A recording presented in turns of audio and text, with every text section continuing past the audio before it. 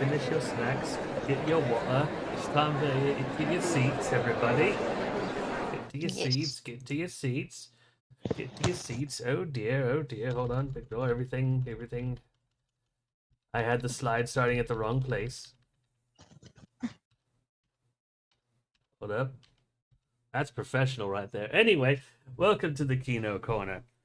We talk about news, trailers, and only the best in movies from a certain point of view. I am here with my good friend Lex. His mic is Hello. Yes, your mic got a little bit staticky. Oh no. It's okay. It's more Halloween that way because sometimes the mouth of the ghost will open and you'll just hear static noise. Yes, I don't want that though. Is it better? Yes. Okay.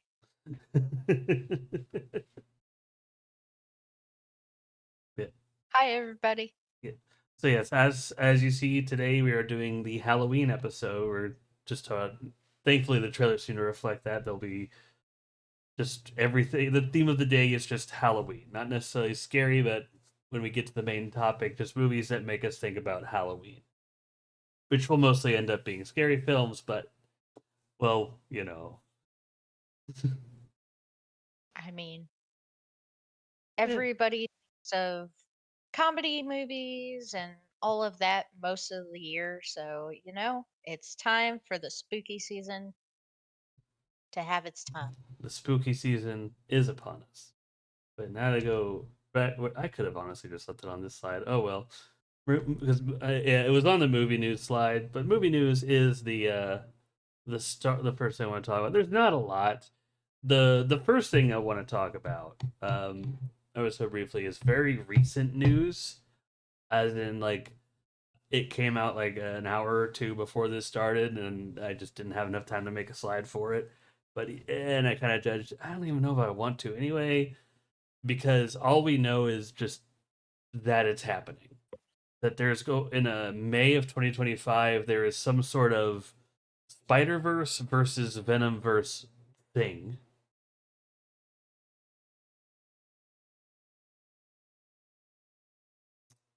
So Hmm. yeah. And I know it's your favorite thing in the world, Lex. Just you love Marvel and keep up with that all. I mean, I do enjoy my superhero movies. I do. Um, you know, I th- it'll be interesting to see how they try and kind of intertwine things Mhm. moving forward. And I know that there's a lot of backlash and things like that around it. So, you know, it'll just be interesting to see A, how people react, and B, how well they actually do with the implementation for it. Well, how well they do, because the only thing we do know is coming out in May, and it's not in direct continuity with, but it seems to be inspired by and by some of potentially some of the same people as like across the Spider Verse. So if that's true, could be visually awesome, but it just kind of Yeah, came I'm out of hoping that the visuals really pan out for it. nowhere. But with more news we don't have. Well, the reason I think what I think it's going to relate more to, and I think this movie might actually be bridging the gap to something else I want to talk about. Uh, Spider-Man 4. As soon as whispers of Spider-Man 4 came out, people were kind of assuming, "Oh my God, is Tobey Maguire getting his fourth Spider-Man movie?" No, No, I no. love Tobey Maguire. He did a good I Spider-Man. I do too, but there was a time and a place for it, and I think we've moved past that. Yeah, like No Way Home was the epilogue of both of those Spider-Man stories. Like, Hmm. was that not clear? But no, like we now know there is a script for Spider-Man 4. Tom Holland has looked at it. It generally him and Zendaya love it, but they're they are actively working with the writers to make changes to make it more of like a fan film, which is great. And also, the fact that both Tom Holland and Zendaya are part of it means that the best Spider-Man couple in film is going to get back together again. Yes, Okay, and it's gonna be awesome. okay. Mm, I say the best, but I keep thinking to Amazing Spider-Man. They were just adorable. They were I but I really like Tom Holland and Oh Zendaya. They they just have some of the best chemistry, and it's very natural. yeah, but just the fact alone that the writers are just like, hey, is this script work for you? Which I think to some extent is common practice. They go to their biggest stars and just like, you like this script? Yes, no, maybe so. But the fact that they're approaching Tom Holland and Zendaya to me says a lot. One, of course, as I said, Zendaya will be in it. Her depiction of MJ will be in it. Like if she is that invested in it, like, but also that Tom Holland knows what he's talking about, and he made it clear that he's only he doesn't have a need and want to return as Spider Man unless there's like a good reason. And if this film has him just going, "Oh, this is pretty good," that builds up hype in and of itself, but also puts some pressure on the film Mhm. because yeah, like people are gonna get butts in the seats, but like then people are gonna be like, okay, this better be fucking amazing, like No Way Home If levels he of came back. amazing. Yeah. So Mhm. I I don't want to like put too much pressure on the film, but like I think Tom I Holland. am hopeful Oh, of course. that since since they're really incorporating the actors into the script, that it'll make it more believable, even more just natural for them moving forward to hopefully make it Right. a great film. The fact that they are on these revisions of the script tells me that they have been working behind the scenes to get this going for a while. Yeah. And that if this is good and Tom Holland is on board, they're probably going to just accelerate this. I don't want to like I put a stamp on like, oh, that means we're going to get it at this point. But I would not be surprised if they got turbo past like just speed through the script and work with them just nonstop for the next few months, start filming as early as spring, and then we get the film in like summer 2026, like right before all the new next Avengers stuff. I would not be surprised if that's what's happening here. And Spider-Man 4 is like the tie-in of Spider-Man to all this stuff and just the lead in. Who knows? yeah. But I will not shy away from the fact that I do believe that whatever Marvel is doing outside of one-off projects, I firmly believe that Marvel Studios, their series of movies, should have ended at Infinity War and really should end after Secret War. Yeah. Yeah. I am 100% in agreement with that. As somebody who fell off of Marvel after Infinity War, yeah. It's like I'm gonna keep watching the movies. I enjoy them, but like Yeah, no, I've seen some of them since Infinity War, but I used to be one of those people that would go to the midnight premiere yeah, because I was that excited for it. I was excited for what was to come. And then after Infinity War broke my heart and shattered it into 1,000 million pieces,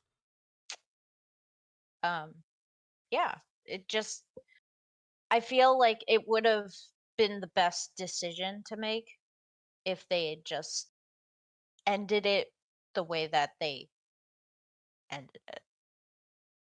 yeah. But we'll see. Like I said, we don't know a whole lot on this. I'm excited. it was just kind of a nice little surprise coming out of Comic Con.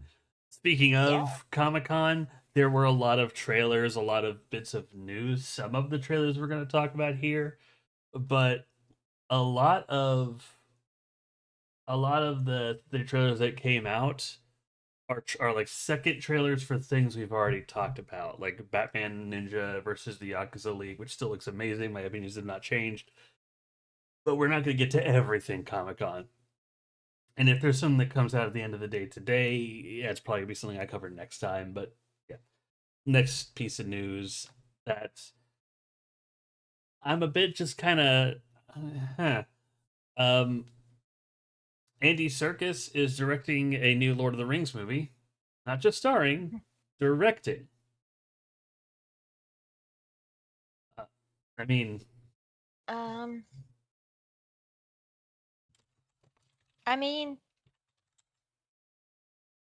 hmm, so I'm doing a quick search here to see what he has directed because I'm curious. yeah, I honestly don't know.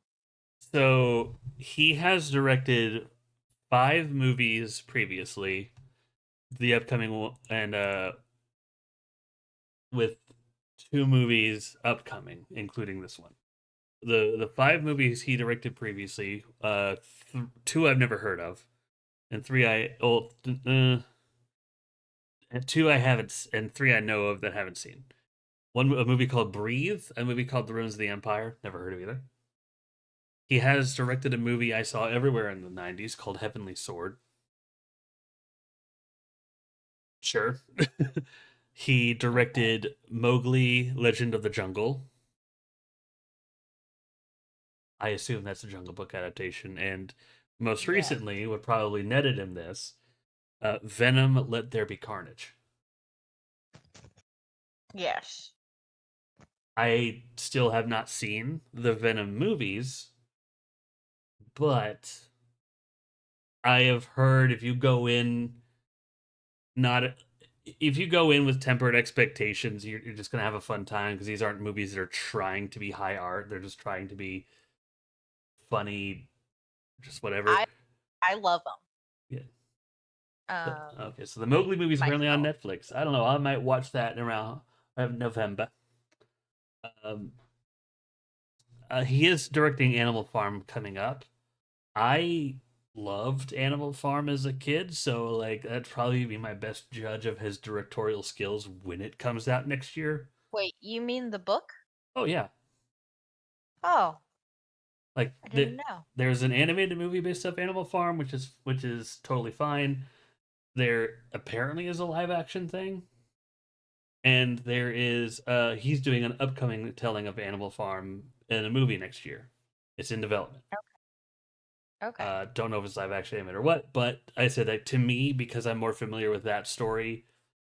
That might be a more direct way for me to clear Mhm. his directorial chops.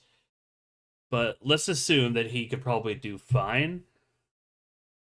I hear this the news of there's going to be a Gollum movie, and my immediate thought was, really? Why? I don't know why. Um, I understand that lots of people like Gollum. I understand that he is a love a, a hateable but loved character from Lord of the Rings, but do I think that he needs his entire whole thing? No. No, I Well, really don't. no, and honestly, like the in the Lord of the Rings movies, where there was that segment set put aside for his backstory.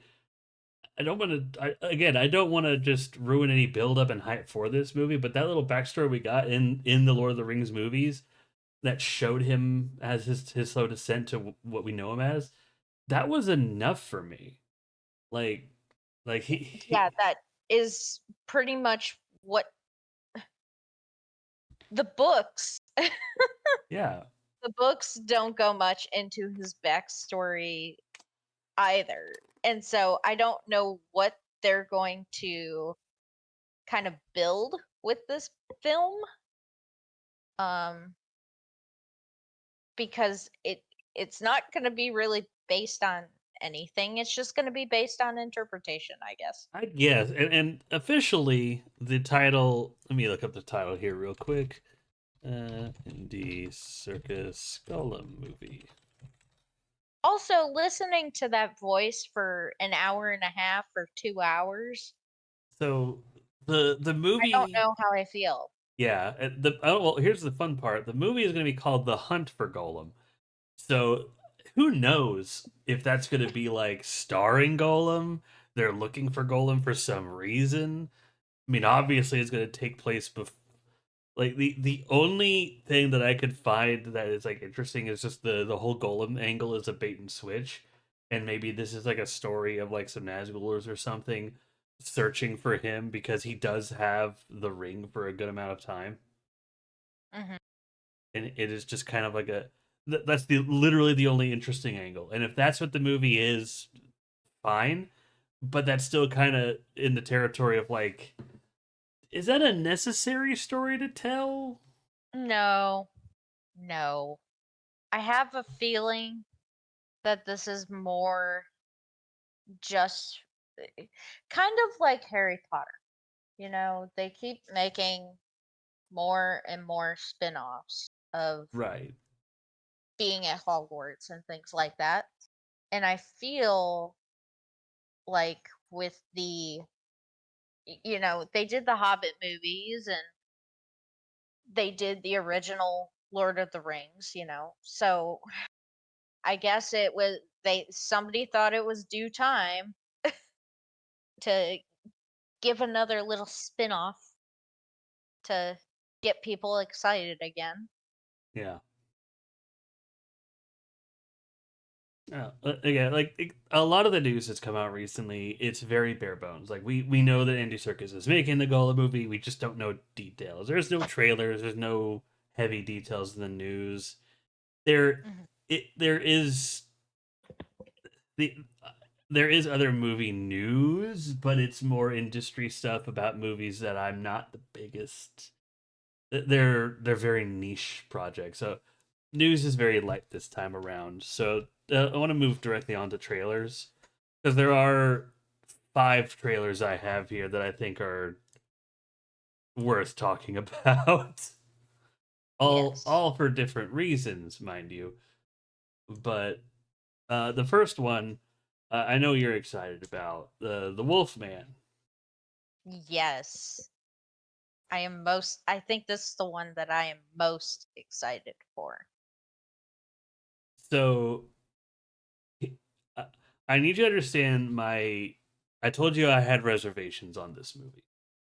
Yes, and I My am ready to hear the what these might be. the first time I heard about the movie, there was that little thing that went around the internet of someone going to a fan event where they had like a display showing what the Wolfman might end up looking like, which evidence in the trailer seems to point out might be true. And I want to be blunt as I possibly can on this. If that is the design they're going with for the Wolfman, this movie has failed the Wolfman. It is not a good Wolfman design. There's nothing about it except maybe the pointy ears that screams Wolfman. And Hmm. I went in look at seeing that design first, thinking, oh, that's a shame. Then I saw the trailer. But here's the thing that's breaking my heart: the trailer makes the movie look really, really good, Yes. and Yes, it does. and I it is going to it will break my heart if this is a great movie ruined by terrible creature design. Yeah.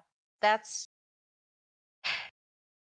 that's the one thing that about creature films that makes me have reservations about them overall is, I love the storyline. I love the movie, but if it doesn't look right, then So it's just such a letdown. I am curious. Have you seen the potential like this version of the I what it looks like? no. I'm gonna No, I send haven't. I'm gonna send you a picture over Discord. If you're Okay. listening, I encourage you to look it up as well. Because when you match it to what they see in the windshield, you're just like, Oh, oh, no. No. nothing about that says Wolfman. No. And that's why I'm like, okay, this better No, not. that's this crazy old man that has weird hair. But No. yeah, but after the trailer and you see what they see in the windshield, you're like, that. I hope for the film's sake, that's like a halfway point, and that's not the final transformation.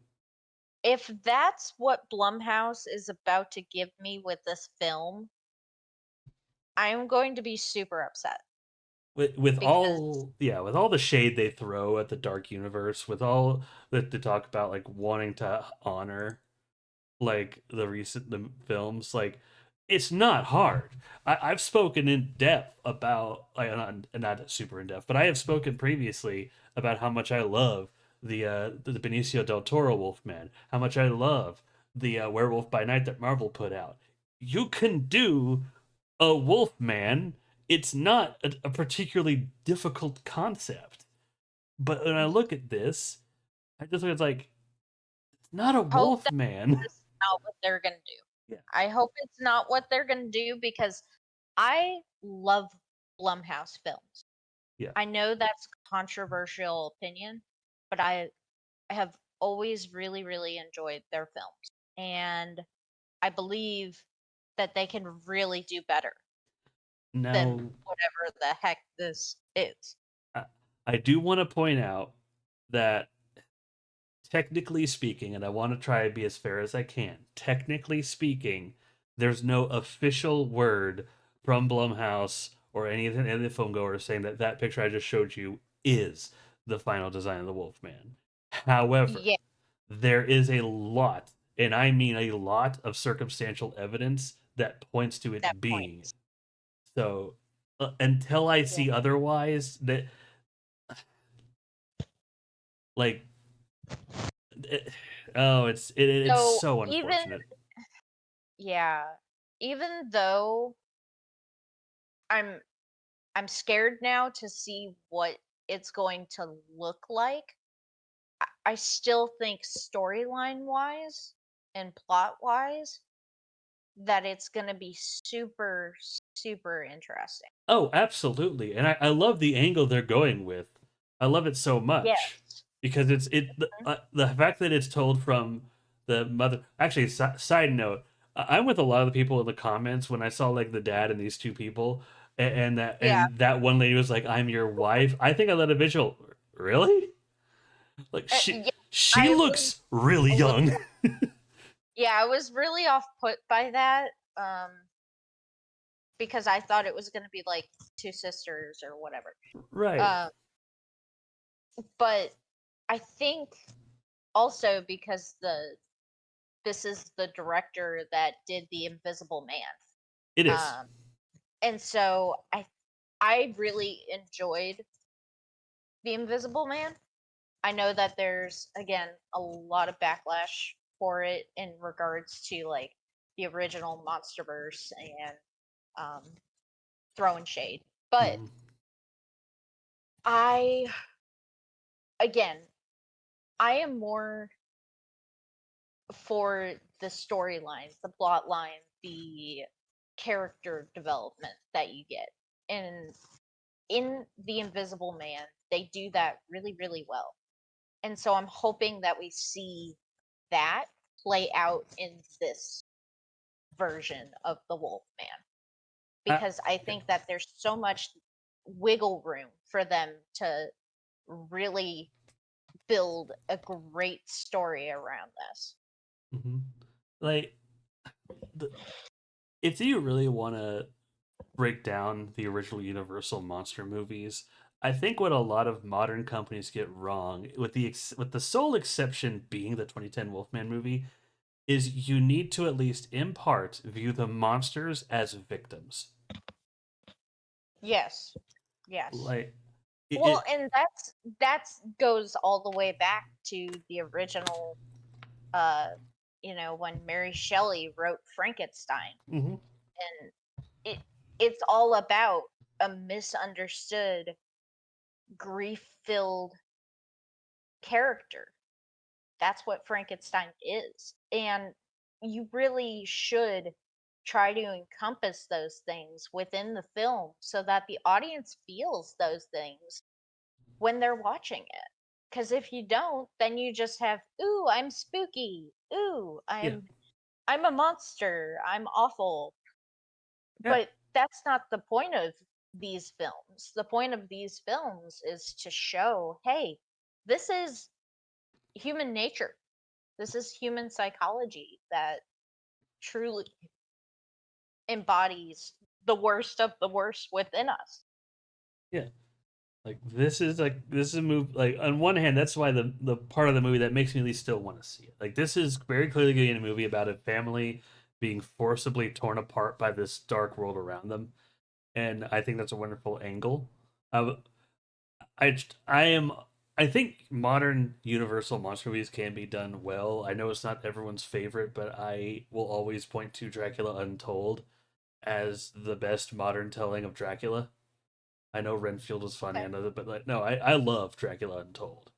Like, as to me, that's like an underrated movie and what should have been the official start of the Dark Universe because they made a good movie, but I but mean, it's funny that you bring that up because I did go to a bookstore by me today and I was searching through the movie section and I did see Dracula Untold, but I still haven't seen it.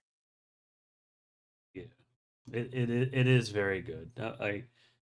I'm giving myself therapy and I'm looking at pictures of the Benicio del Toro Wolfman because I I know mean, yeah, because that picture.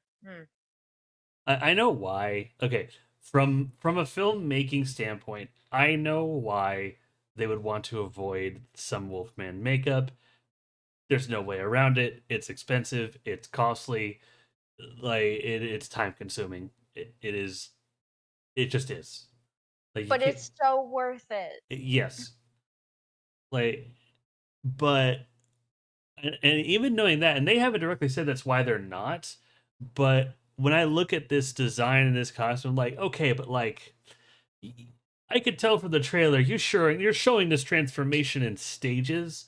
So all of that budget is now going to what to crackhead old man Jenkins over here when it could be going Yeah, to an actual wolf man. That's yeah, he looks like a mixture of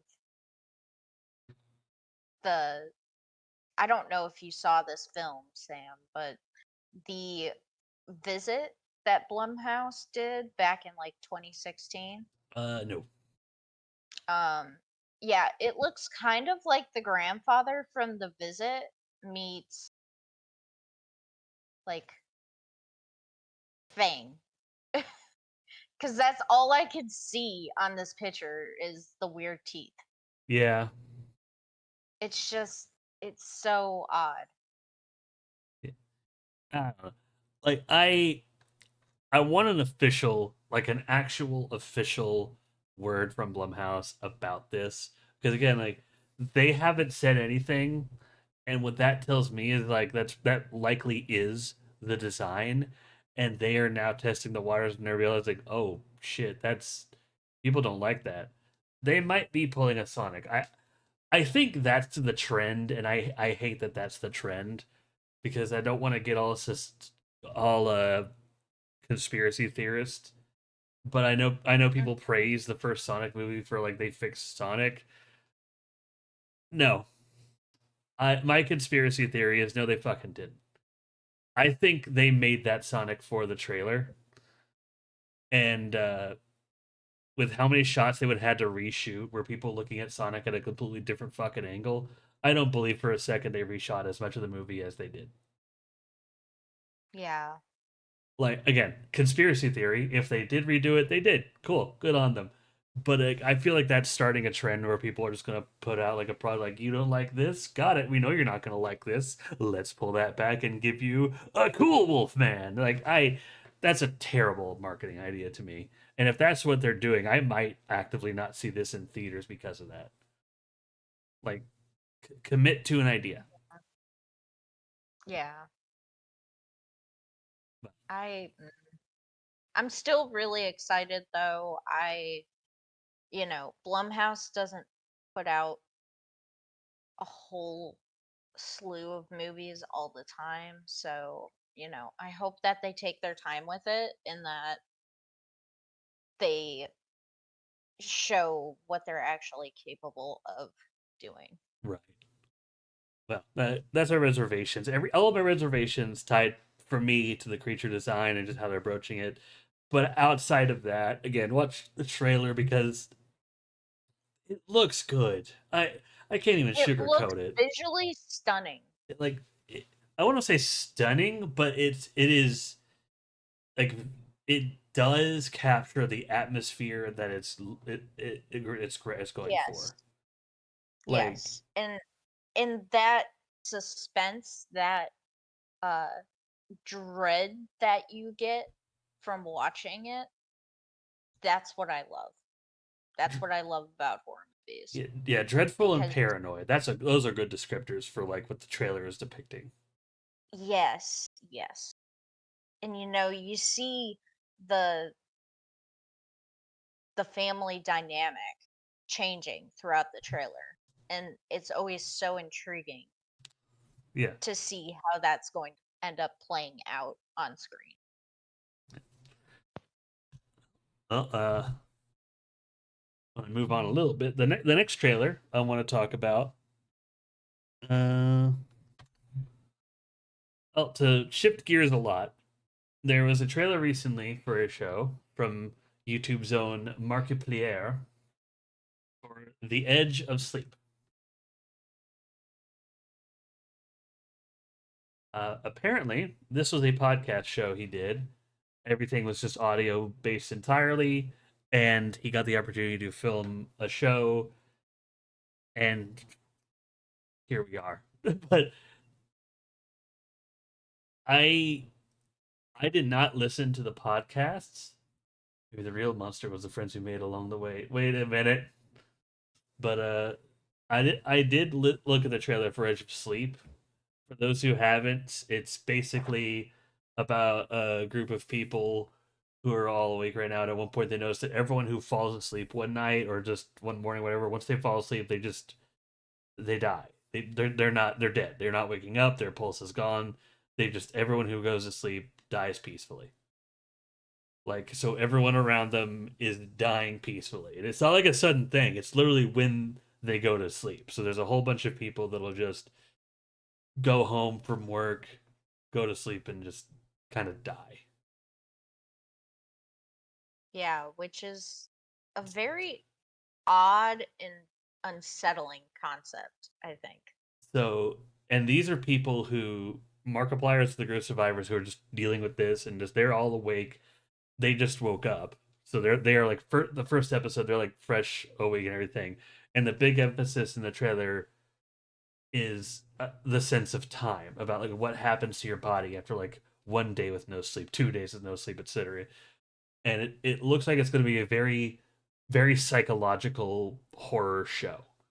Looks like there's going to be Yes. some cult stuff, but it's I want to see this movie because I've seen Markiplier act as a comedian. I've seen all of Markiplier's things like Markiplier robs a bank or whatever, and Markiplier in space. I've seen all those, but I want to see Markiplier in a serious role from beginning to end. And this trailer gives me like there might be some light little comedic jabs here and there, but this seems to be like actually more I could say this isn't Markiplier. This is Mark Fishbaugh. This is Mark Fishbaugh, the actor, and I want to see this because of his upcoming movie based on Iron Lung. Yeah. I haven't seen anything with Markiplier acting in it, but based on the trailer for Edge of Sleep, um, it I think it shows a different side to him than what is typical. Um, and it's it's really cool the premise that they have for the show because it again, it's very unsettling. It's very odd that because typically when we get into movies or shows like this, they go off the deep end and they're like, oh, well, everybody ends up going crazy or things like that. But the fact that it's so just not dramatized in terms of the way that they're going about it, it creates that even more tense feeling, that dread and paranoia of, okay, we have to sleep. um, we don't have a choice about that, but we don't want to die, obviously. So what do we do? Um, but it visually looks really really nice on film.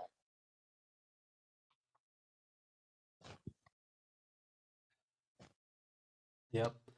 There, truth be told, there's not a lot to say about this one. It is on Amazon Prime, like literally right now. Like we have a trailer for it, but this is I think one that's literally you could watch right now.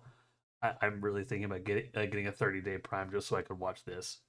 No other reason. Yeah, I also might just to watch this because it has me very intrigued. My psychological brain is like pinging happily. It's like I don't want to talk too much and build too much hype for it because I do plan on watching it, but it looks good. If you like Markiplier, go see it. If you like psychological films or psychological shows, looks like it'd be up your alley. It's a very unique premise that is entirely Markiplier, and it came from a story that him and a friend of his developed, from what I understand. But and if I'm getting details wrong, I apologize. But yes, to move on to the next movie. Oh, Electric State. All right, I think I'm trying to remember how I ordered these, and I think it is very much just like levels of how excited I am to see it. I I Yeah. I I I am more excited for the other two movies for very different reasons that I will get into. But this one, I am excited to see Electric State, and what sold me was the shot that I am displaying on screen for those who are watching instead of just listening, where it shows Millie Bobby Brown next to a whole bunch of robots, and one of them is Mr. Peanut, and Mr. Peanut about to smack a bitch. Yes. As soon as I watched this trailer, I knew as soon as I saw Mr. Peanut, I was like, that is what is going to sell Sam on this entire film now. Oh yeah, Is Mr. Peanut smacking down, kicking some ass. but even beyond that, just from I want to look at it more than just like the thematic, because obviously from the trailer the movie does too. The vibe I'm getting from this, it's like if Steven Spielberg, the movie Steven Spielberg made with AI, artificial intelligence, it's like let's make that not existential and shitty. Yes. Yes. a world where robots and humans are they coexist, but robots are generally slaves and are frowned upon. There's like little camps and shit, and they're basic robots are basically worse than second class citizens in this universe. Yes. And Yes. and humans have basically grown to live in these virtual spaces where human interaction is just non-existent, which in and of And itself I is an think that allegory for yeah. yeah. Yeah, I think that's kind of where we're headed at this point, but I think that, by kind of bridging those two things, they could build a really, really good film around it. Oh yeah, like obviously, like I said, there is the novelty because when you watch the trailer for this movie, the effects on the robots, it's not like it's not believable CG, but it's good CG. I look at these Y- creatures like, yeah, I don't believe they're there, but they look amazing. Like that, I love the scale and how much I of the sense of scale I get off of the big robots. I love just how Yeah, creative and detailed like these human-sized robots are. yeah, and I like um especially at the end of the trailer, the last scene that we see is the robot coming down and you see the facial expressions and you can really just tell like, oh, that that would have really pissed me off, and it's nice to see that on a technological um scale for that robot. I thought that was really clever. Jeez. Oh, like I want to see this movie, but like it again, there's different reasons I want to see it. As on one side of me, I do want to see all the different robots because they all look very creative and different. But and I jokingly said I compare it to AI, but I want to see this story told right without getting too preachy and in your face about the subject matter. Yes. Like Yes. if that is if that is indeed the angle they're going with about just human connection over AI without doing a purely anti-machine rhetoric, like you could do it without sounding just pretentious. And I would Exactly. love it if this movie accomplishes that. That's my hope for this movie. It's allowed to be Hope funny, it's it allowed does. to be action packed, not to be dramatic. But as long as the message is delivered clearly and concisely, then I am for this movie. Yes. And also, I'm really excited for the cast that they have for this movie because Oh, they have a lot of really great actors and yeah, actresses and in most of them this are the film. robots. Like, yeah, Millie Bobby Brown's going to play off of Chris Pratt, but most of the people you see, they're voicing the robots. Oh yeah. Yeah, no. And it's just so I'm so excited for it because I think with the premise of the film, being human connection and, you know, the the ways in which we try to connect with one another. Some of the cast, I can't remember his name, but we see him in the trailer on the he's in the robot. Um, he In the was robot. in a show. He was in a show called Revolution a long time ago. He's the guy from the Star Wars TV show. um, Played the really bad dude that wanted the saber. Uh, Um, Crap. I'm What's looking his at the name? cat. I'm looking at the cast list. I'm gonna name off names. I don't know. Hold There. on. Well, it's not Chris Pratt. It's not Stanley Tucci. Oh my gosh. I see his face. Not Randy Havens. Hold on. Martin Kleber, Patty Harrison, Terry Notary, Devin I'm Dalton, looking Ke Hui for him. Kwan, Oh, Giancarlo Esposito. Giancarlo Esposito. Okay. You're talking about the guy whose face was literally on the screen. Yes, that was in the robot. Oh, okay. I thought you were talking about. Okay, okay, no, okay. Now I understand. Yes. Um, but originally he was a while ago in a show called Revolution, which is all about like the end of the world and he just does such good acting and I feel like he's really going to show his colors again in this film and I'm really excited for that. Yep. This looks very good. It came out of nowhere. It's going to be in Netflix only, which looking at the trailer for this, that's a shame. This looks like a movie I would love to watch in theaters. Yeah, I saw that it was only on Netflix. I don't like how streaming services are making things so exclusive, but that's a conversation for a different time. Yeah, Um, but it's I'm so excited for it. Honestly, when I found that trailer and I sent it to you, I was like, he probably already knows about this, but it just looks so visually stunning. And I don't get very excited over films for the most part. So I was honestly really surprised by how nice it looked. yeah. I no, this looks good. I hope with how much talent's going into this that maybe they correct themselves and give it a theater release. And who knows it if it does super well on Netflix, maybe it will get just like a temporary release in theaters or something.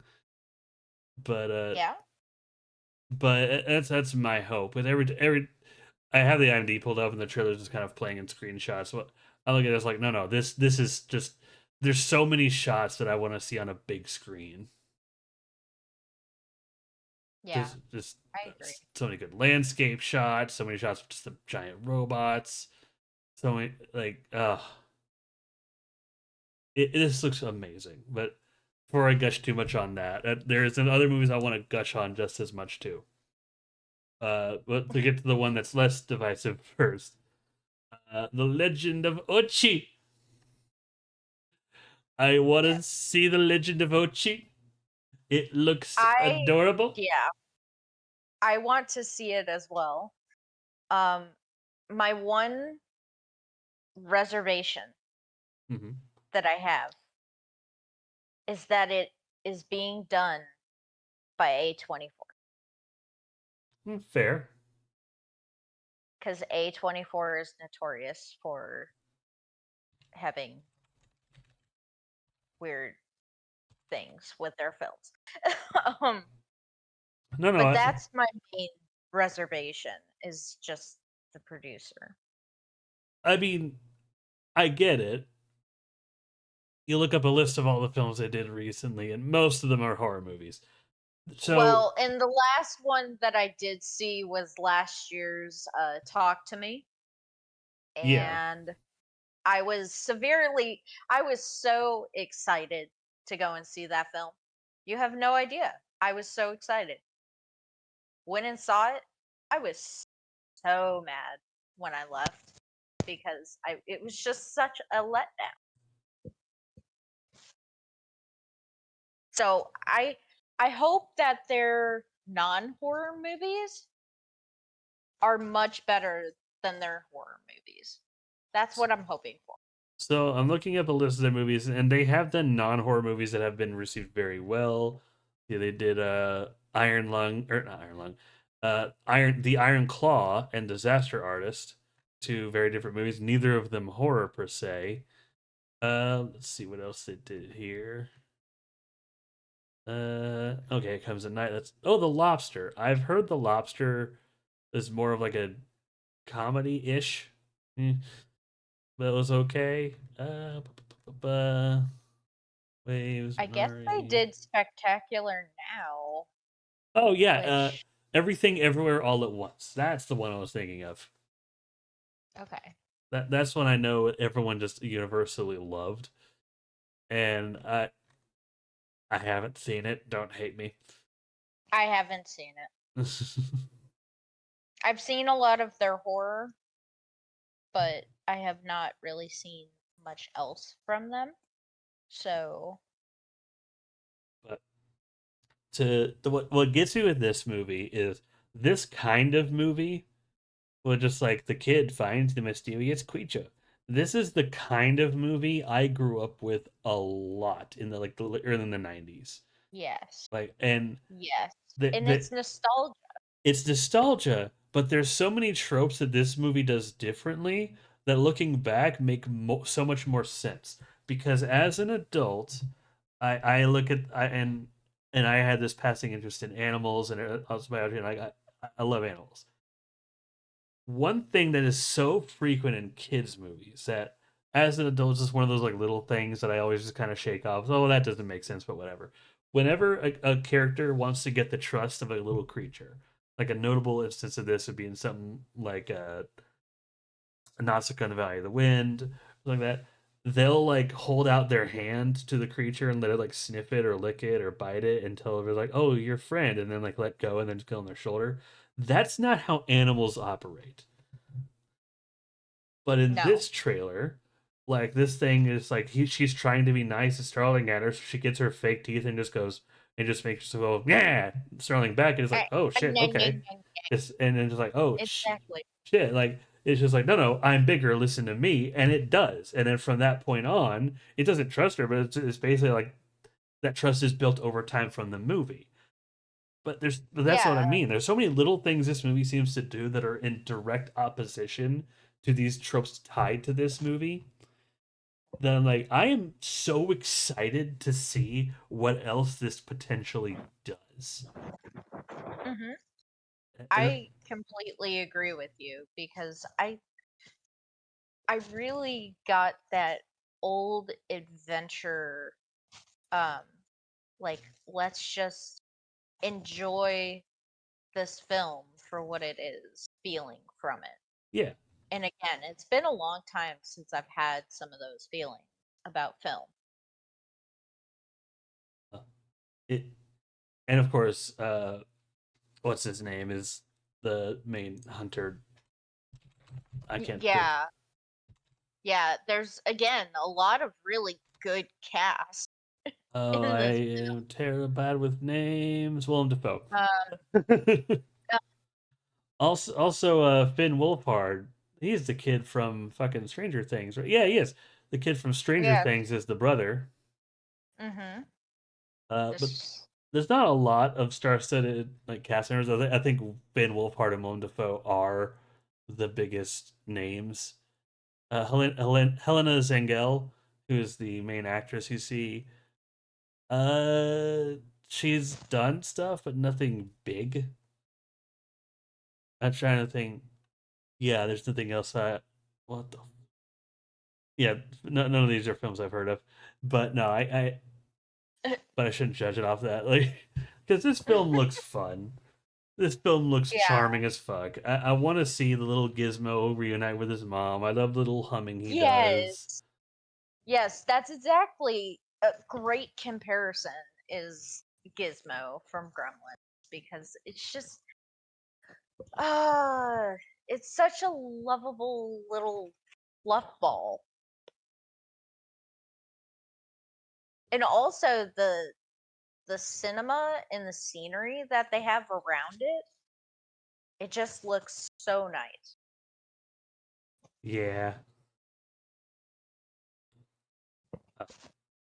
I think because they focused on just smaller locales, they were able to put that extra money into the creature effects.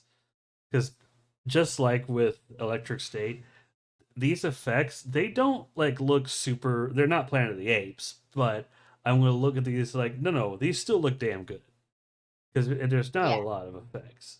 Like there's not, I don't even think there's any many locations. If I recall from the trailer, there's like that one building, this a few shots of the town, and then just forest.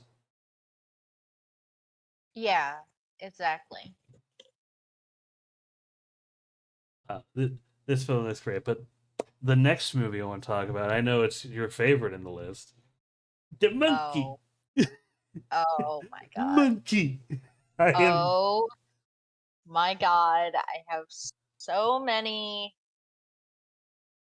thoughts, but also no thoughts about this film. I'm sold on this movie. I need to see it. I don't. Oh god. Start us off, and then I will go from there. Well, first off, what you understand is that look at the picture. If you're watching, not just listening, there's a certain picture I have. That is the monkey. That is the image we've got for most of the marketing before the trailer. And to understand my perspective on it, I thought going into this, especially with some of the recent trends of horror movies nowadays, that maybe this monkey was haunted, or maybe it would come alive and become big evil tambourine monkey. Because I'm thinking of like other A24 films and Blumhouse films. Like I'm thinking Mhm. of things like Imaginary. I'm thinking of things like that, and then I hear like I'm almost getting like a feeling of like Five Nights at Freddy's, you know, almost. with the inanimate object that is not supposed to be lively. Well, here's the fun part. It's written by Stephen King, I know. and that's what it was like. Um, That's what kind of like drew me away from. I was like, okay, what's going on here? This we don't know what Stephen King we're getting. And to be fair, from the trailer, we still kind of don't. Is this no, you really don't. is this Amityville Stephen King where things are just like horror and fucked up, and this is literally just like a haunted demon monkey? Or is this Langolier Stephen King, and this really is going to be a cursed demon monkey laughing at everyone's misfortune and just killing? Okay. And So there's actually a part of this trailer that I wrote down the quote for because, that was my thought process too. Because Stephen King can do psychological and he could do like off the wall, like under the dome type shit where we have aliens and all this weird sci fi shit happening. But from the trailer, they do say, and I quote, a beast not from this earth. And so my thought process is that it's probably something, the monkey is supposed to represent something from, maybe it was brought to the earth from aliens or something like that. Um, because I feel like they wouldn't say earth if it was supernatural based. I feel like they would say, "Oh, it's something out of this realm" or something like that. But the fact that they say earth specifically makes me think it's going to be aliens. That's my thought. just a fucked up alien movie. I mean, I it it I could have be. not It read it The could be. Monkey, so I have no idea what to expect. Hold up. Um, King the Monkey. Is it actually like a book? Hold on. Oh yeah, so sure it's enough, it actually, is. yes, it is. It's called The Monkey's Paw. It's based off the book The Monkey's Paw by Stephen King. Um, and so it could be supernatural, but I'm based on the way that the film looks and everything like that, and just how chaotic it is. Um, I think it's gonna go more towards Under the Dome, where it's like a weird creature taking over type thing. So I just looked up the short story, and it doesn't tell me much, but technically in the old short story, the monkey is legitimately just cursed, but the short story I'm also noticing in the clip notes is markedly different than the trailer. Like for instance, Yes. in the short story, it's literally just like every time the monkey claps its cymbals, someone close to the kid dies, and then after like two or three people die, he notices it and then chucks the monkey into a lake, hoping to get rid of it before noticing like later in life like a mysterious sudden death of like dozens of fish in the lake, and that's where it Mhm. ends. And like that's it. That's the story. This Yeah. trailer is not that. This trailer No. is just No, it is chaos incarnate. Um, and I think what they might be doing, because anytime that they turn a book into film, there's a lot of interpretation, like we were saying with the Gollum movie. Um, I think that this is going to be more of like a what happened after the short story type thing, because apparently the movie is supposed to take place like 24 years later or something like that. So we might get more backstory about the character and, what's currently going on versus just a redo adaptation of the short story, you know? Yeah.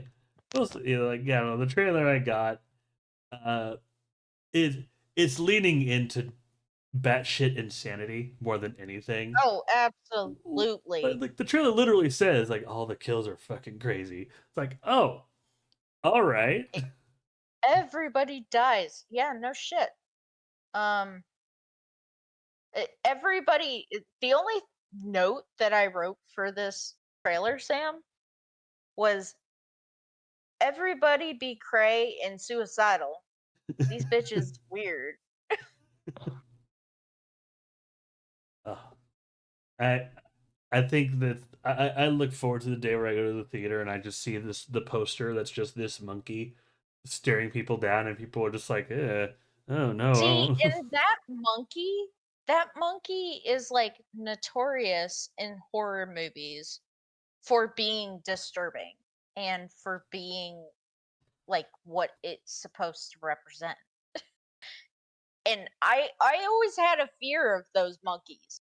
Like, I'm not gonna lie, I don't like those monkeys because the eyes are weird and they're very unsettling.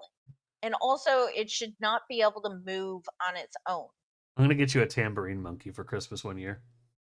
Please don't. I don't even know where the hell I would have to lock that thing up to even keep it because otherwise I will throw it away.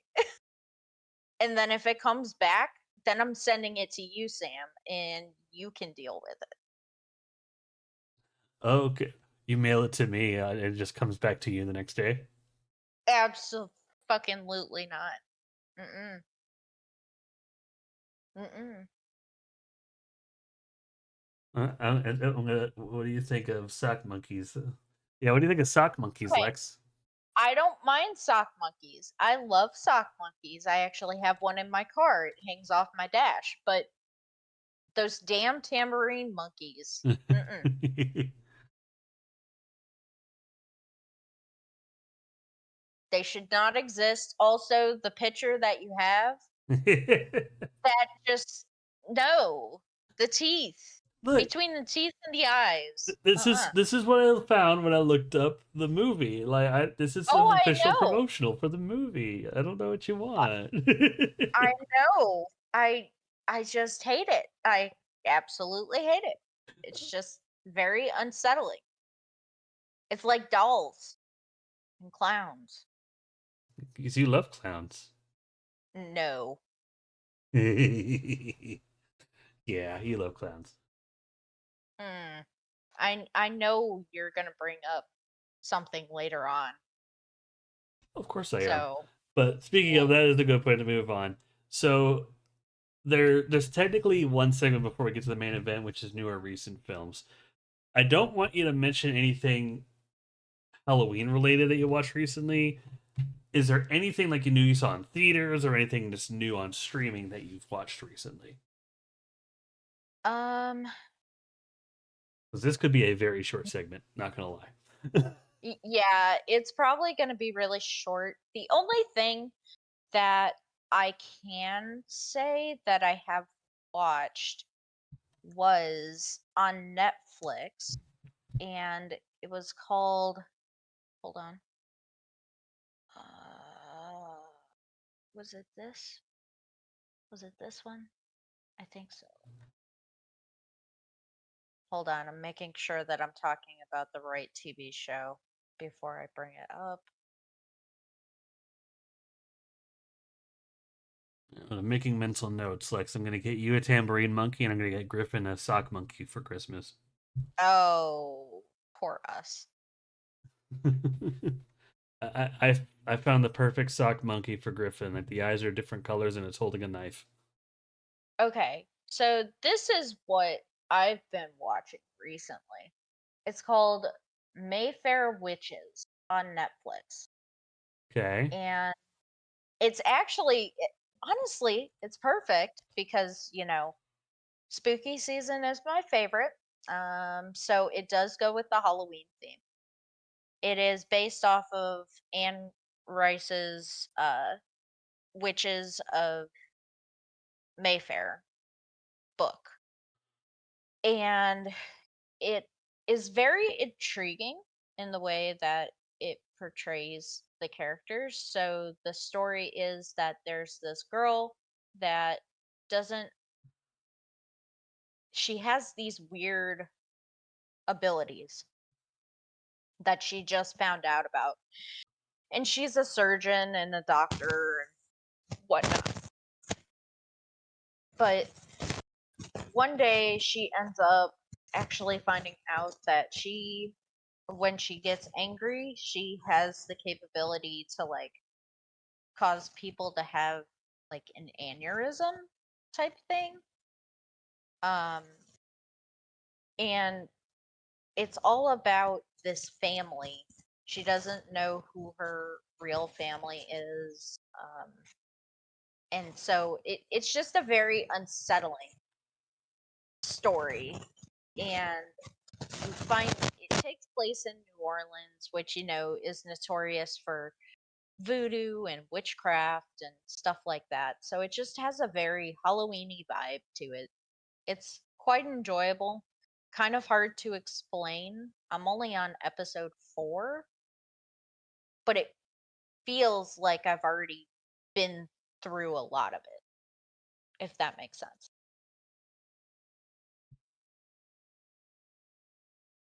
But that's what I've been watching. What about you, Sam? So the only thing I've been watching recently that's new, like what as I've been continuing to watch Agatha all along. I've spoke about it a bit in the last episode, and I'm trying to withhold talking about that specifically too much until it's over, because I kind of gave like my first impressions after 4 episodes or so, and now I'm just kind of we're on episode 6. It's my thoughts haven't much changed. It's still great. If I'm understanding this right, there's only 2 more episodes left. So, if not the next episode of the podcast, which we'll talk about that later, then the one after that, I'll probably talk in detail about my thoughts on that show. But there's a movie I want to see out called Monster Summer that I've heard good things about. I just haven't bought a ticket, and with things that are happening the next 2 weeks, I don't know if I'm going to be able to go to the theater to see some of this stuff. So I don't really. There's things I want to watch in streaming. I just haven't had the time to watch it because all of my downtime before there'll be 2 episodes on the 30th. Oh, perfect. So all of my time before this, or all the movies I've watched, we're kind of just rewatching these Halloweeny type movies for the main theme. Nothing Mm-hmm. new. So that's why I say like this could be a really short segment. So I Yeah. suppose with that, um, it's spooky time, everybody. Woohoo! So as I mentioned in the last podcast, this episode is all about Halloween. I want to talk. I want us to just let's bring up a few movies that just come to mind when we think Halloween. Like they don't have to be scary, but just like think maybe movies that are Halloween, just so just mwah. The first one I want to bring up, just because it's kind of obvious, but there's a reason, is John Carpenter's Halloween. Yes. The reason I want to bring it up, and there is a great content creator, Angry Video Game Nerd, in his series, he mentioned a way to watch this movie that I have done, and I encourage everybody to do the same because the way they watch this to watch this movie enhances this movie in a ways I never expected to do. Whenever you have to watch Halloween on Halloween, you have to start them, and it's very simple. You watch Halloween on Halloween. When you start the movie, make it about like 6 o'clock, 6:30, around that time. And then you want to like crack the windows and turn all the indoor lights off. So the indoor lighting matches the outdoor lighting. So Yes. now I still want to do that at some point. the reason you do this is and you're gonna want to leave a bowl and a note outside so no one rings the doorbell and interrupts you. So the ambient noise of the trick or treaters outside are going to slowly fade the uh the throughout the course of the movie. So when the movie starts, kids are at their prime, kids are here chattering outside. Like the atmosphere around you matches the atmosphere of the movie. And then by the time the movie is done, by the time it gets to the climax, the trick or treaters are done. Everything is dead quiet, and the only thing left is to hear just the slow, methodical breathing of Michael Myers during the credits. It makes the movie so much more terrifying. And like it kind of to me has made it a Halloween staple. Yes. Yes. Like it seems obvious considering it's called Halloween, but like I, the But you don't think of those little things to really bring out the ambiance of films all the time, you know? right.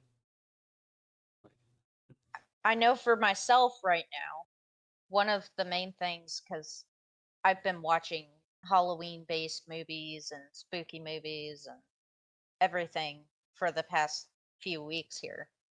But one of the things that I do is I have these tiny candles that hang from the ceiling, and I've been turning those on and only using those when I watch like my really spooky movies just to really build the atmosphere. Yep. Uh And I love that because Halloween is such an iconic film within itself. So,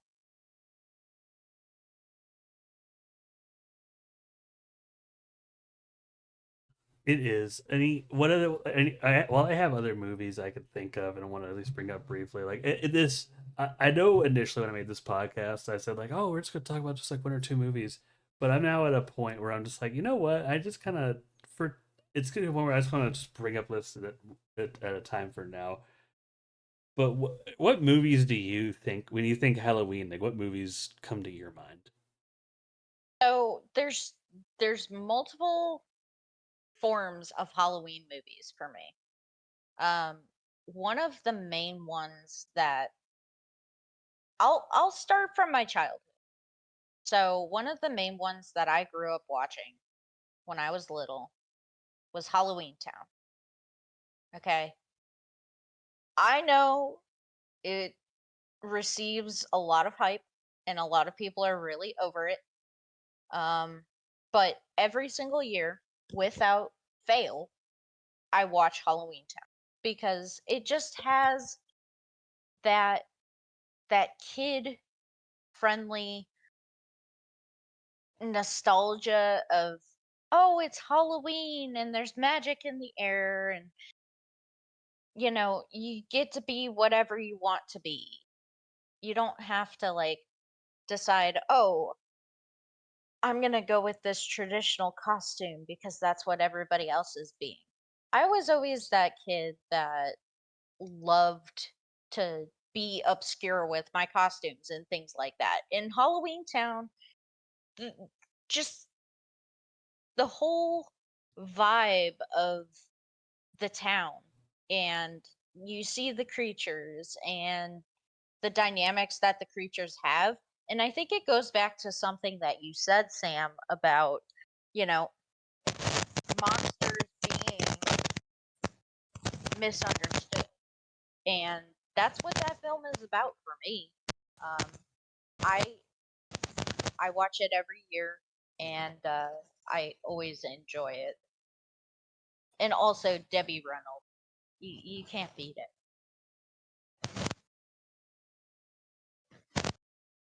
Yeah, I wish more people watched Halloween Town. unless people would constantly bring up Hocus Pocus, but that's more of a personal. But also, I do love Hocus Pocus. I know. I wasn't gonna bring it up, but technically you Look, did, it's so, it's a Halloween movie. I have a disdain for it, but objectively speaking, the movie is fine. I'm just yeah. I know it was your version of overhype when you were a kid.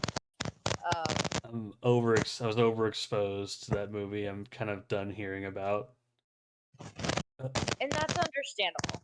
I only saw it within the past couple of years, so for me, it's just like a new thing, and it's really enjoyable. It is a good overall nice family Halloween movie. Um, and it has some really good one-liners out of it. Someone's might go and snap crack a pop. Yeah, that would be Lex. I'm so sorry. It's okay. I forgive you. Remember, like I said, it fits the Halloween because sometimes this spooky ghost opens the mouth, and then you just hear static. Exactly. It's like real time phasmophobia. Oh, great. Yay.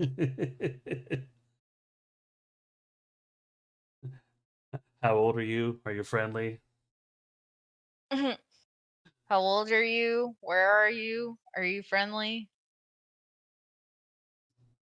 See, Griffin, what I'm going to need you to do, if you all nobody's played the game yet, is go to put up a game called Phasmophobia. You're going to walk into a house with nothing at all, and you're going to go into a room, and before you go in, you have to know what the ghost name is. It's very important. You go into the Oh, room, no. you say the ghost name, and you call them a bitch. It's And very then important. see what happens. Yeah, no, it's fine. It's how you win. Says you.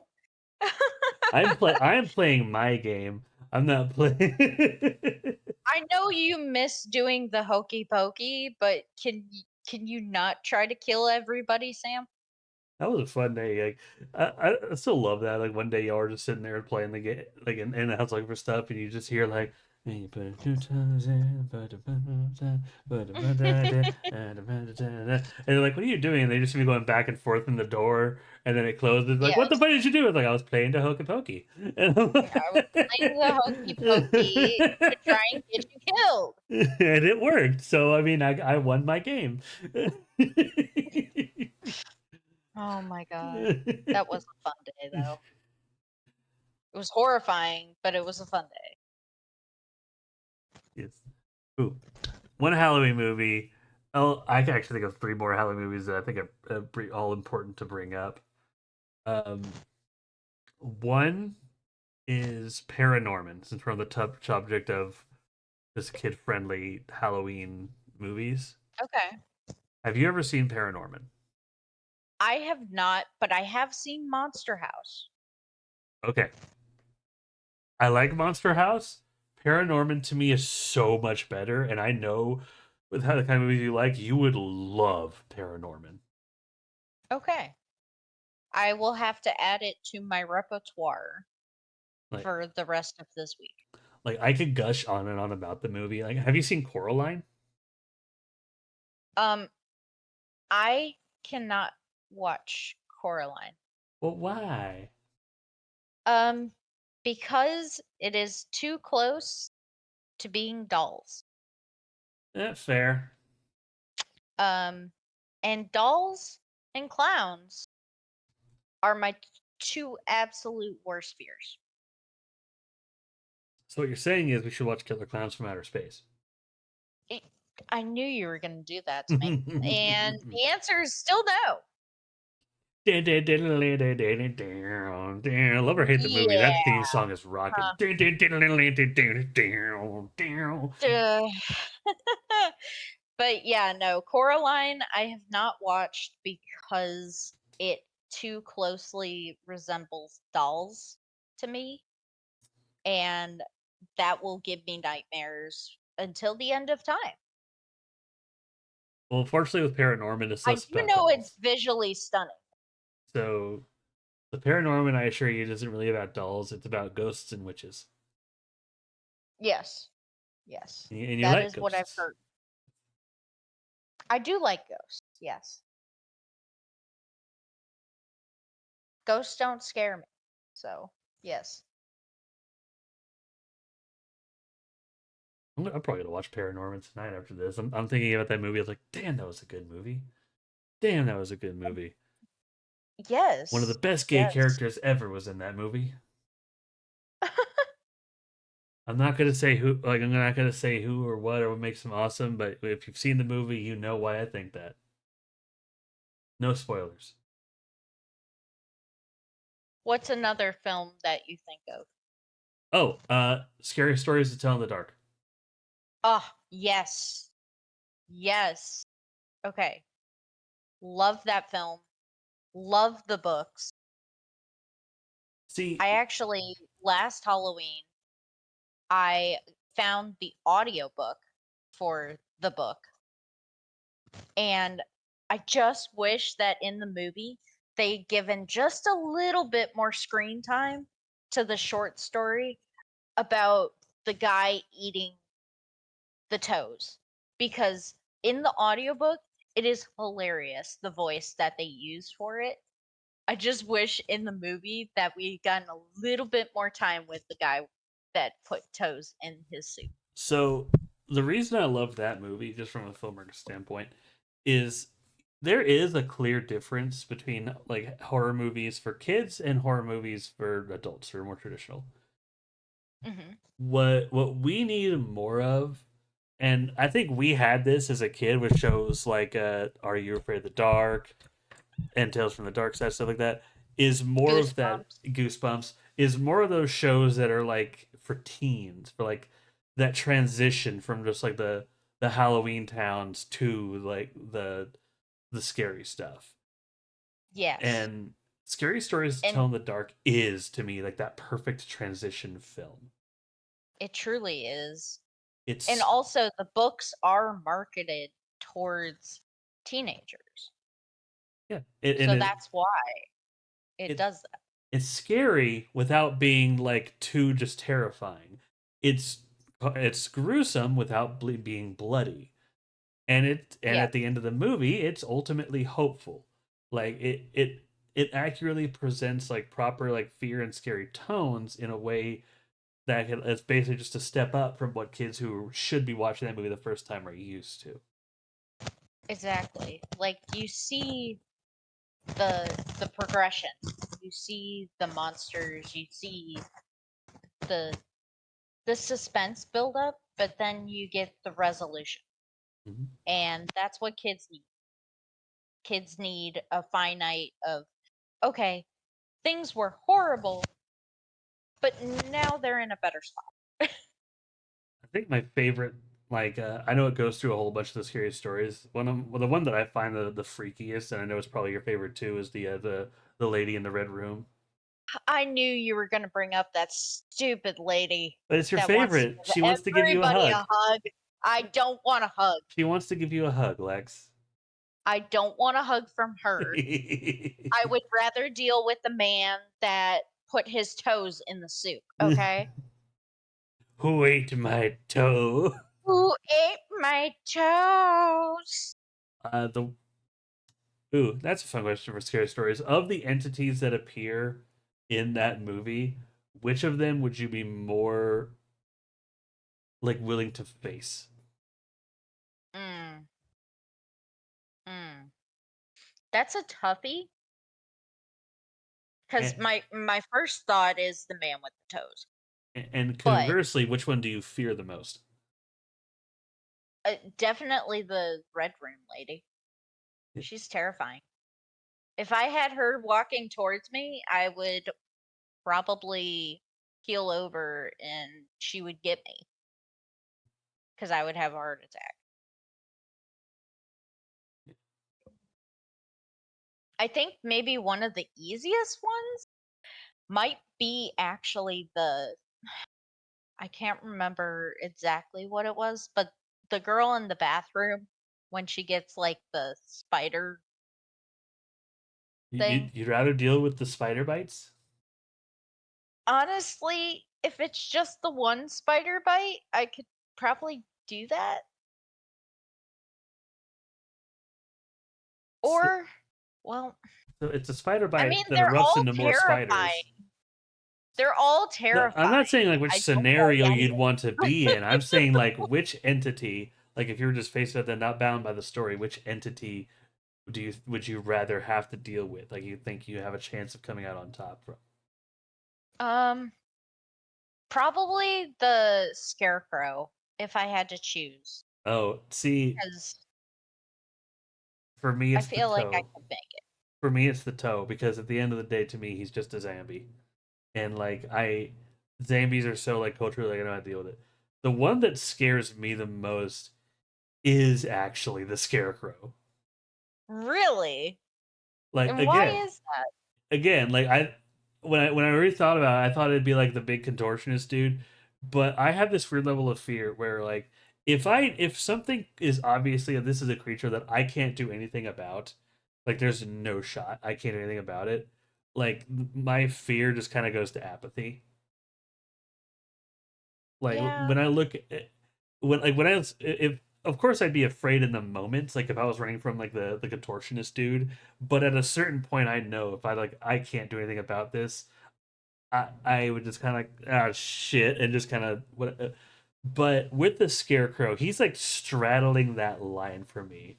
Like I'm always capable of getting away from him, but one errant fuck up and I'm gone. And compared to the other things, like with the toe dude, the kid was taken. With the hugging lady, the kid was taken. Even with yeah. and everyone else like potentially be taken. With the scarecrow, this kid turned into the scarecrow. His flesh turned to straw, and it was not pleasant to watch.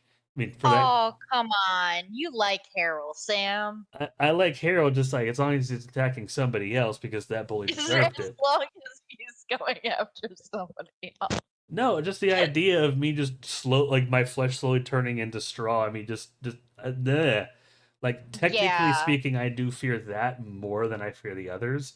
Like, there's no part about this movie that gives me nightmares per se, but that Harold I think scares me a little bit more than the others.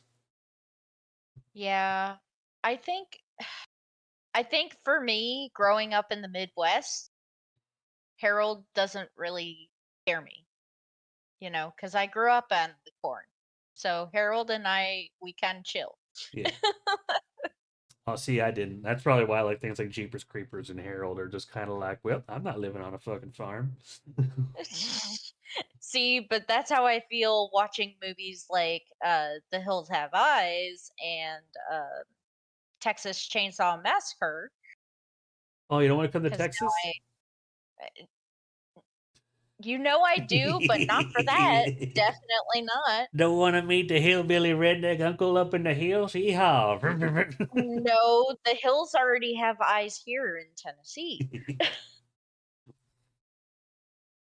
uh, now, there is one movie that I know is on Griffin's mind that to me, the more I thought about it and it's I know you haven't. Well, I can't remember if you've seen this one or not. Okay. To me it has become like the just it's not the scariest movie. It's not I don't even know if it's the best movie, but it is the most Halloween movie ever to Halloween. And it is just the penultimate Halloween movie, Trick or Treat.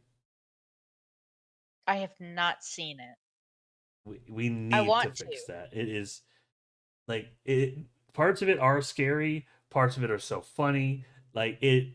Sorry, it's very unsettling. It is an anthology horror akin to things like Creepshow, but it is like you could think of movies that to put a different spin on it. You could think of Christmas movies that even if they're not the best, you could watch it and it's like, oh no, no, I could the spirit of Christmas is just ripe with this movie. You know those kind of movies, right?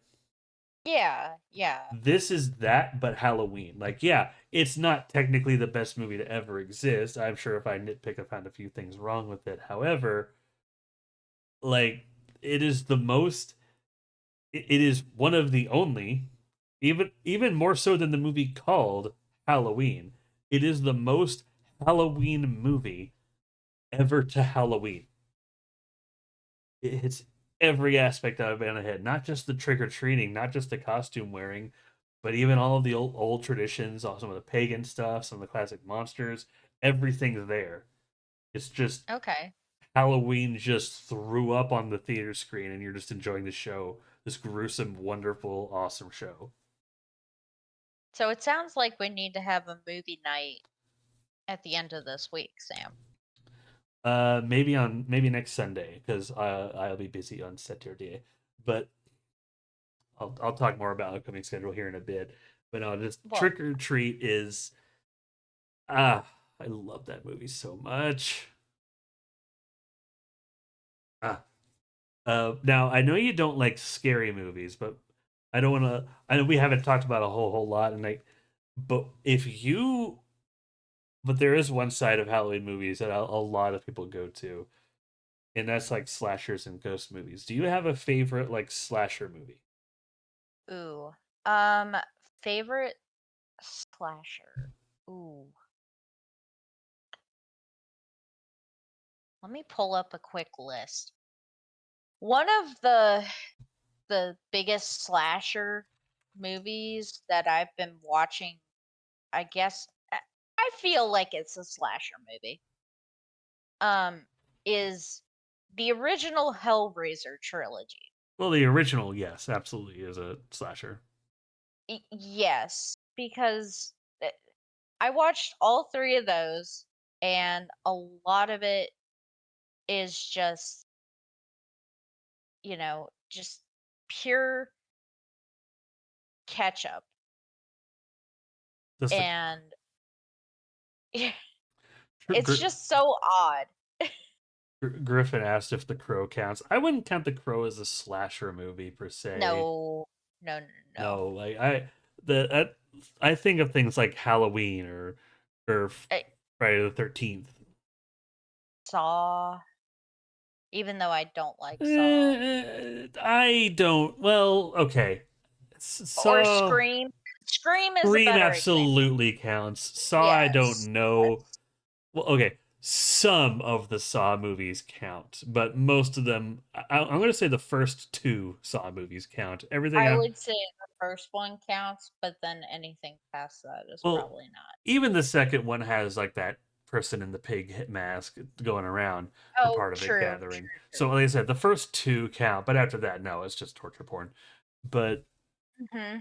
um, Um, but yeah, I would say, yeah, definitely Hellraiser, um, in terms of slasher, because you get the torture aspect, you get the psychological aspect from it. Um, you have this weird supernatural puzzle box bullshit thing going on, but then you also get the creatures too. So, yeah. I think that might be a good choice for a slasher film. I don't really watch a whole lot of slashers just because I don't like blood, guts, and gore. Well, that's I've fine. just never been the biggest fan of that. I Especially know one of the classics would be A Nightmare on Elm Street. yeah, Nightmare on Elm Street is like more of the like supernatural slasher films. That's why it's that movie is why I count like the first Hellraiser movies as slasher movies. Uh, my favorite, and I think you have seen this one, is Candyman. Okay. Yeah, no. No. That is my favorite slasher. Yes, is Candyman. Like I Both love, the old one and the new one. yeah, I love Halloween for what it is. I love the Nightmare on Elm Street series. I love Friday the 13th series. I there's a lot of classics I love, like Sleepaway Camp and Black Christmas. And there's a lot I love, but like I don't know. I always go back to Candyman and just Mhm. good fucking movie. Candyman in the remake was done so well. What's less of a remake and more of like a sequel? Yeah, sequel, continuation, Yeah, whatever. you want to call it. Continuation. But It's not a direct sequel. It just takes place years later in the same universe, not necessarily with the same yeah, characters. and it was done so well. Jordan Peele really did well. I'm looking at like slasher films from the 70s. Some of these lists, Mhm.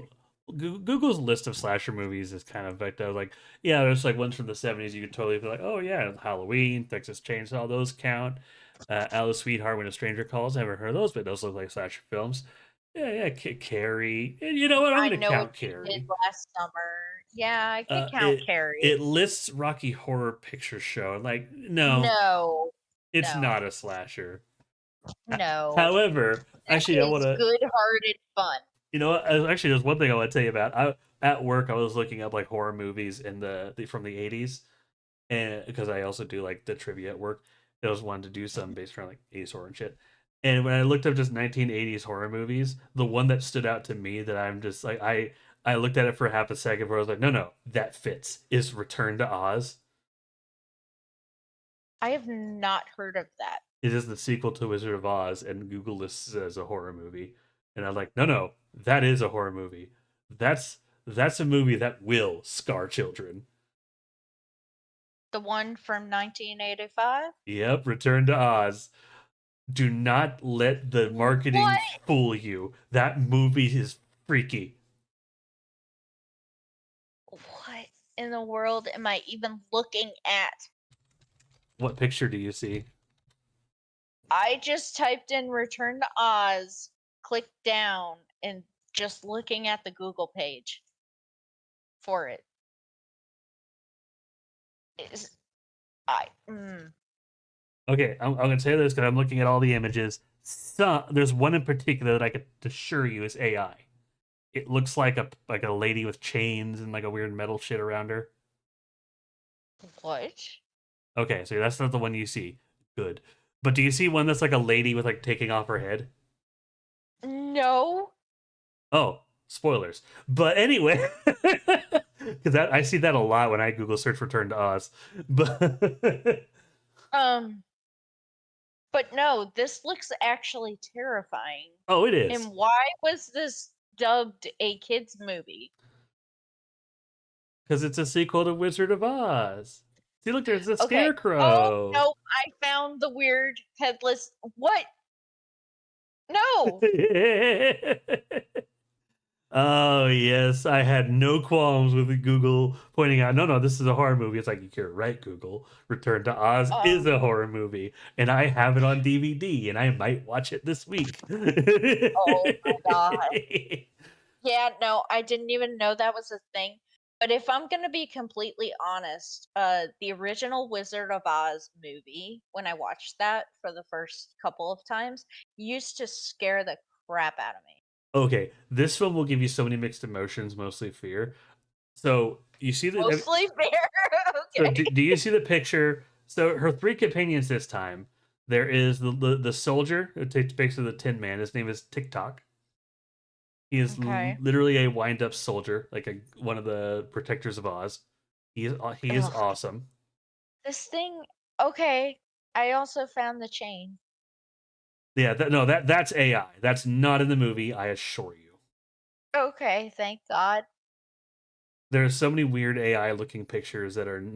If it looks extra dark and gruesome for the sake of just gritty, dark, and gruesome, I'm already seeing like two or three that I assure you are not in the movie.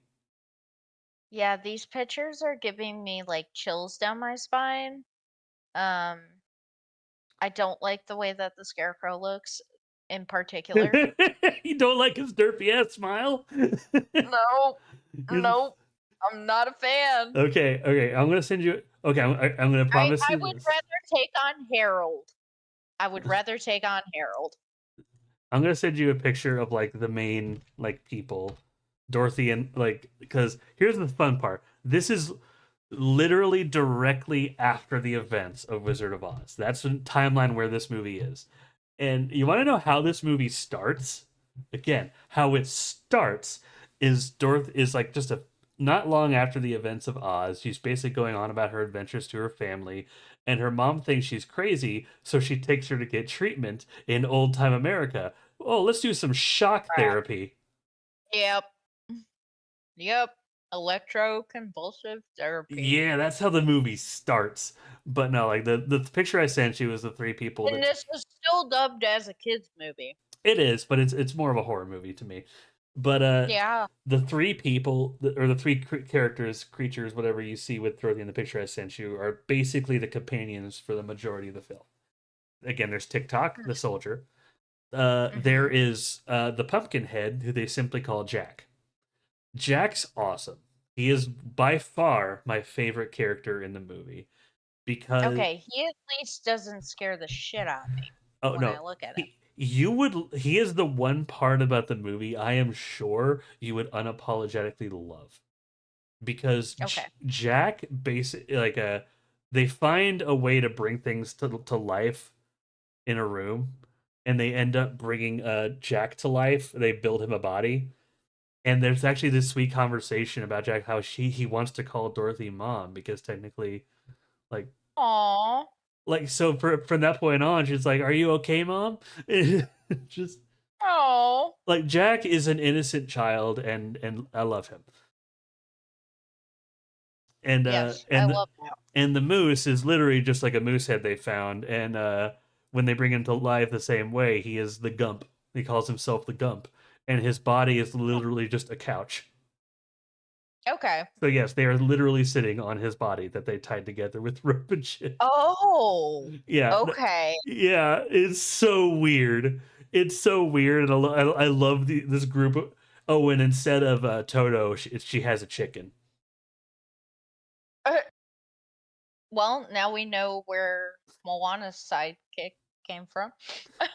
But there actually is a reason for there to be a chicken. But you must see the movie to understand it. But you'll also risk seeing all the extra terrible, horrible, crazy I shit. I I don't know if I want to see the rest of that though. And here's the fun part that I found out years later after watching this movie. So much of Return to Oz in the movie is true to the book. I'm like, what the That really? is sad. Oh That is no, really no, like sad. it's sad, but like I mean, the fact that it starts off with her getting electroconvulsive therapy, that's just sad. I think that is actually one of the things they changed. I don't think they went that far in the book, but like I think it was literally just talking to a psychiatrist that was belittling And her. also, how old were you when you first saw this film? Like 10, 8 to 10. Oh god, so you have real childhood trauma from Yeah. this. There is two Okay. scenes in particular that I'm going to tell you right now. Like this is a movie that is on my list. Like if I have a kid, when they turn 10, like I am bringing out the list. I'm like, all right, Oh. you have now entered double digits. Now you've entered the trauma zone. This movie is on that list. Do we have to traumatize them so early? They have to learn. Alright. I really don't like the scarecrow though. I'm looking at more pictures of that and I just Oh really, yeah, really no, okay. don't Like unironically, he looks to me. He doesn't scare me, but I look at the scarecrow. He looks too goofy. I like the Tin Man. And want. there's some pictures you can see the Tin Man. The idea is that Yeah, they made these characters look they had the illustrations in the book. To that end, I appreciate the movie because the Tin Man, if you look at the illustrations from the Wizard of Oz book, like the lion, the scarecrow, and the Tin Man look like the lion, the scarecrow, and the Tin Man, but they could have made his mouth more expressive because he literally is smiling the whole time. That's what yeah, bothers me. And yeah. especially because like with Jack in particular, like yeah, he's smiling the whole time. He's a jack-o'-lantern, but he is so much more expressive than the scarecrow. There's a fun little effect that when he's shocked, his entire like the pumpkin will like squish inward and go up a bit, and the top of his head will like bounce. It's like he's like oh, like so Okay. like that's funny to me. Like that's expressive. But the scarecrow, Yeah. he's not in the movie a lot. Like he's really only in it towards the end. Okay, But good. but he's so much more. Jack is so much more expressive, and so is TikTok. I, I, But I, the I picture that I just sent you, Sam, mhm. Does Dorothy look like the Demonic? girl from The Ring? Yeah. Yeah, seriously. Yeah, she like that is the girl from the that is the bad picture. Like it is a that is a screen cap of the end of the movie, but it's like it is a bad picture of the It like the yeah, contrast makes it look so much darker and just menacing than it actually is. okay, good, because that's the picture that first showed up Uh when I Googled. yeah, Halloween But special. We gush about Trick or Treat, and then we end up talking about Return to Oz, the scariest Halloween movie. I think that checks out at this point. Um, but yeah, in terms of slasher, definitely Candyman. Absolute favorite. Love it. Yeah. Um, Another one that is really good for just Halloween time, whatnot. The Mummy. The Mummy, you say? Hold on. Hold on a second. Hold Yes. on. Hold on. I'm doing something. Doing a thing. Where is it? Uh, uh, I have a thing for this. Oh, here we go. Yeah. Looks to me like you're on the wrong side of the river! I don't know if that came through from the thing, but I played the sound bite on Discord. Looks to me like you're Yeah. on the wrong side of the Wrong side of river. the river, Benny. So iconic. So iconic. Brendan It is so Fraser. wonderful. Brendan Fraser's back to making movies. I don't know if you saw that. I did. I did. Good at being brothers, and Um, that movie's gonna be crazy. yeah. Yeah. That's going to be interesting.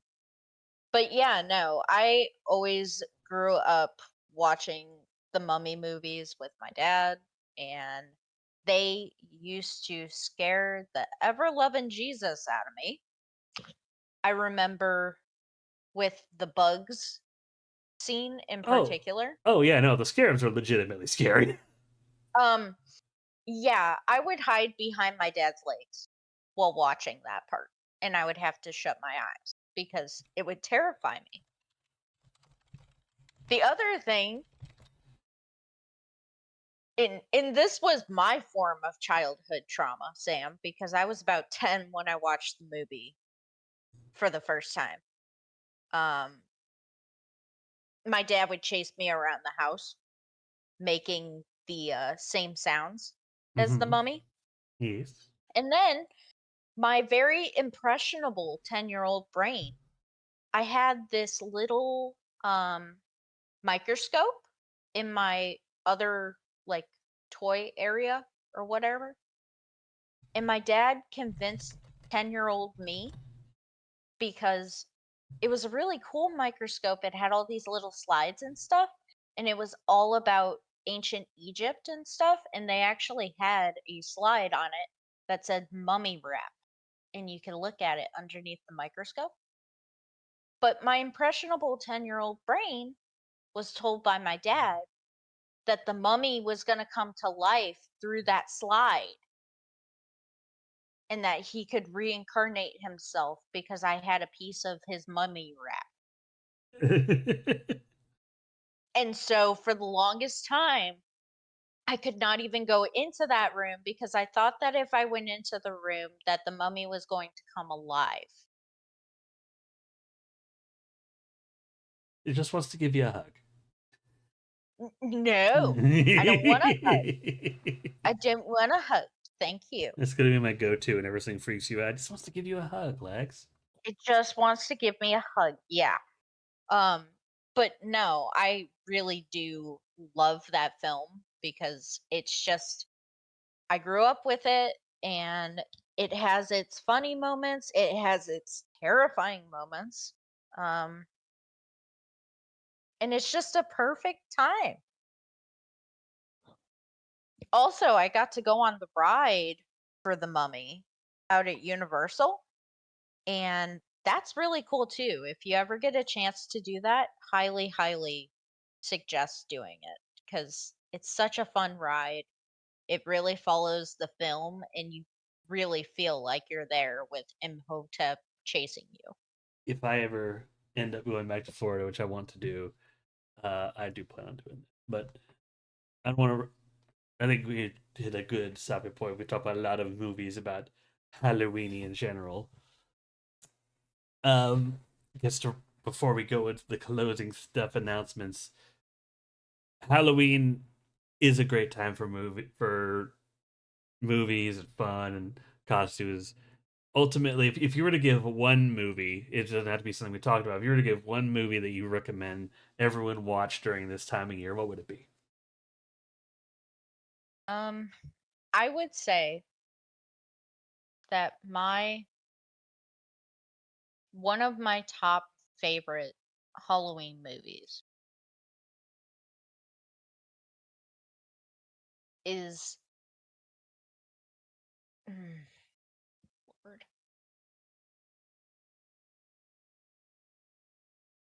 Why don't you start us off, Sam? Oh, easy, Trick or Treat. Sure. Yeah, no, You weren't that's. supposed to answer it that quickly. But I knew my answer. God, I know. I suck.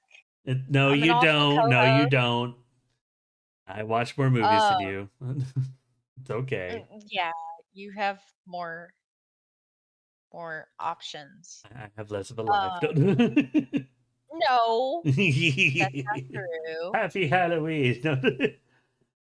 Come on, Lex. Like it did. Well, just give a movie recommendation for Halloween. It doesn't have to be like the I one movie. Just think of a movie you want to recommend for Halloween. I am going to go with the first horror movie that I saw in the theaters, Okay. and that was The Visit. The Visit. Um, Okay. yes, I really enjoyed that film. It's ridiculous in its own way.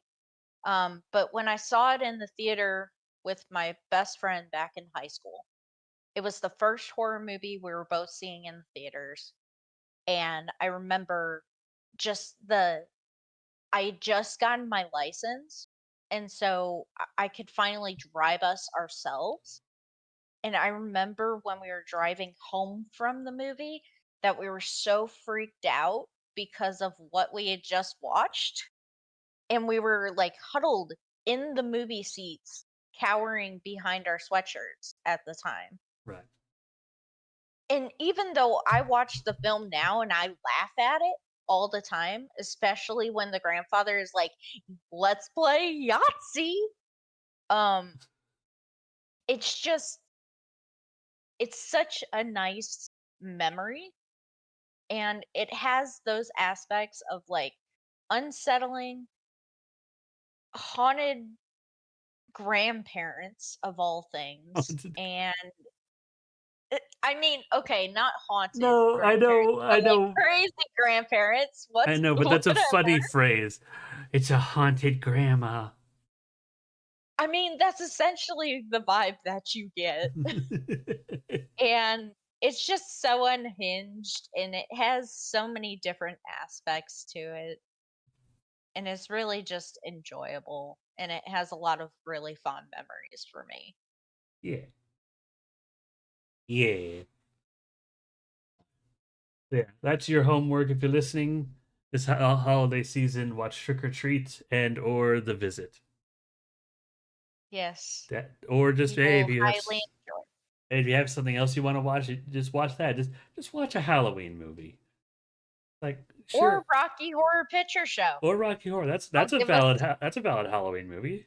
I love that film. I love that film. It is wonderful. And also seeing it in person, even better. Yeah, yeah. That's your homework, everyone listening. Go watch a spooky movie. And to quote Rocky Horror, if you're listening to this not around the spooky season, do the time warp again. Watch a Halloween movie anyway. Let's do the time warp again. Yeah. But with that, I want to go to my closing thoughts. So for the second week in a row, there won't be a wheel. Chacaron admitted to breaking it last week, but No, he didn't Oh, break it. No, he didn't break it. But that I did do a wheel because the the next episode I've already kind of locked in place. Just like with this one with the Halloween episode, I didn't want to risk it. Like it was just Halloween, easy. I would have done Halloween next time, but as I stick to the bi-weekly model with the podcast, the next stream will be on a very special day. Griffin, you should know what that day is. So you want to take a stab at a guess on what that day is, Griffin?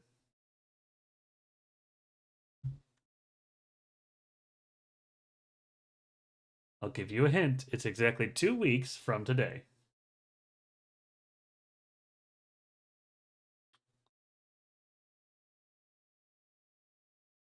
Grionk indeed.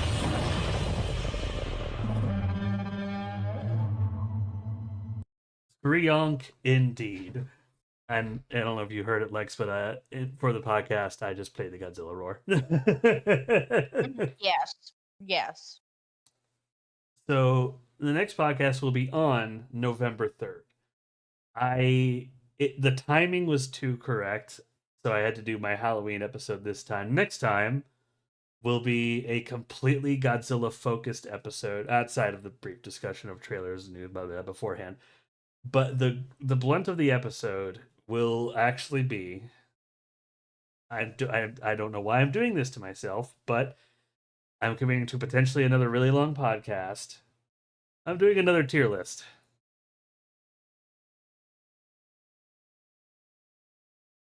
I'm gonna do a tier list of all of the Godzilla movies. Okay. Yeah. And That's again, gonna all of the be main interesting. Toho Godzilla movies and the MonsterVerse movies. Those are the ones I'm doing. Like none of the things that just have Godzilla like appearances, like it's always sunny on Third Street too. Nothing like that. None of the shorts that Toho released. Just the main Godzilla movies, all the MonsterVerse movies.